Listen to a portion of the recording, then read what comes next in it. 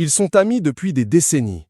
Et malgré le scandale qui entoure Gérard Depardieu depuis les propos sexistes et déplacés qu'il a tenus dans Complément d'enquête, ainsi que les diverses accusations qui le visent, cette actrice continue de le soutenir vaille que vaille. Il s'agit de Judith Magre, qui a révélé avoir récemment parlé à l'acteur et s'est confiée sur le plateau de Jordan Deluxe ce 4 mars. Malgré la polémique qui entoure le comédien, Judith Magre n'a pas délaissé leur amitié.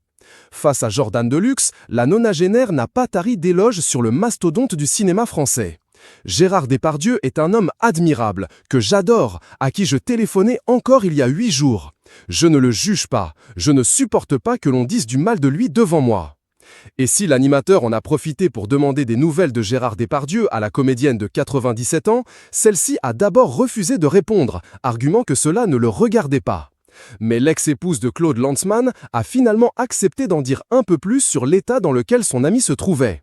L'acteur d'Astérix et Obélix possède notamment des demeures à Dubaï et Istanbul, mais personne ne sait vraiment où il est actuellement. Muriel Robin violée à 10 ans, Stéphane Plaza veut prendre sa revanche, Jimmy Mohamed blessé lors d'un tournage, Cyril Ferraud mis en garde par un célèbre animateur, Céline Dion, sa famille en proie à des difficultés financières, Juliette Binoche tacle Jean-Luc Godard, Garou pourquoi il refuse de participer à Dals et toute l'actu people de mai. Il est très malheureux de ne pas pouvoir reprendre ce qu'il faisait avec les chansons de Barbara, a-t-elle d'abord expliqué. Depuis 2017, le père de Julie Depardieu donnait régulièrement des spectacles dans lesquels il reprenait des chansons de sa défunte amie, la chanteuse Barbara. Je sentais qu'il n'allait pas bien, notre appel a été très bref, a-t-elle ajouté. À 98 ans, Judith Magre garde son style de vie et No List n'hésite pas à l'avouer. Elle aime l'alcool. La comédienne a fait de franches confidences sur le sujet.